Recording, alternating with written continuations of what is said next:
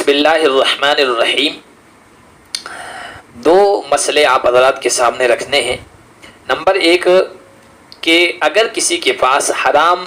مال حرام آمدنی ہے تو اس کا کیا کریں۔ نمبر دو، کوئی آدمی بینک میں سیونگ اکاؤنٹ اس نیت سے کھلوائے اس میں پیسے رکھیں گے اور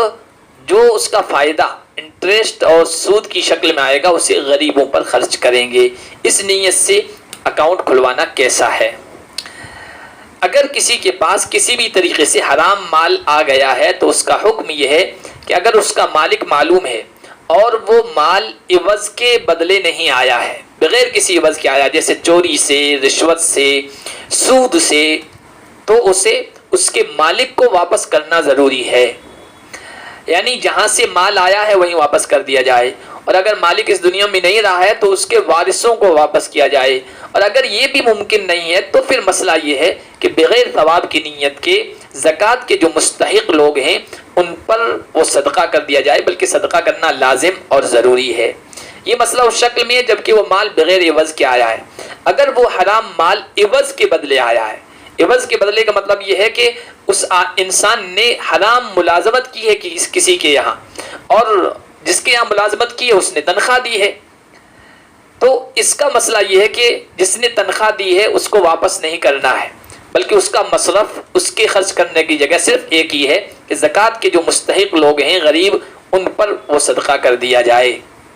دوسرا مسئلہ یہ ہے کہ سیونگ اکاؤنٹ اس نیت سے کھلوانا کہ اس سے ملنے والے سود کو غریبوں پر خرچ کریں گے، اس کا کیا حکم ہے؟ دیکھیے، اس نیت سے حرام مال کمانا کہ اسے ہم خود استعمال نہیں کریں گے بلکہ غریبوں پر خرچ کریں گے، غریبوں کے لیے استعمال کریں گے، یہ شرعاً جائز نہیں ہے۔ ایسے لوگ حرام کا ارتکاب کر کے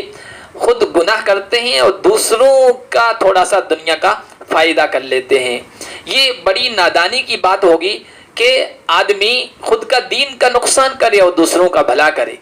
دوسروں کا تھوڑا سا دنیا کا فائدہ کر لے، نفع پہنچا دے دنیا کے اعتبار سے، اور اپنی آخرت برباد کر دے۔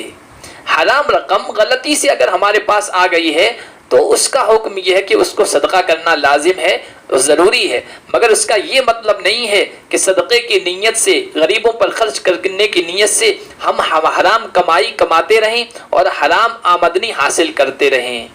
مکہ کے مشرکوں کے بارے میں آتا ہے کہ سخت قحط سالی کے زمانے میں وہ جوا کھیلتے تھے، اور جوا میں جو چیزیں، جو اشیاء جیت جاتے تھے تو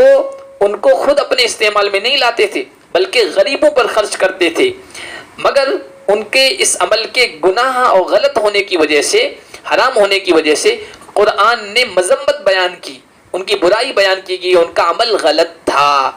تو خلاصہ یہ ہے کہ صدقے کی نیت سے اور غریبوں پر خرچ کرنے کی نیت سے حرام کمائی حاصل کرنا، حرام آمدنی حاصل کرنا یہ درست نہیں ہے، اور اس وجہ سے کہ ہم اس کو غریبوں پر خرچ کریں گے، حرام آمدنی لینا جائز نہیں ہے۔ جیسا کہ اس نیت سے گناہ کرنا کہ ہم توبہ کر لیں گے،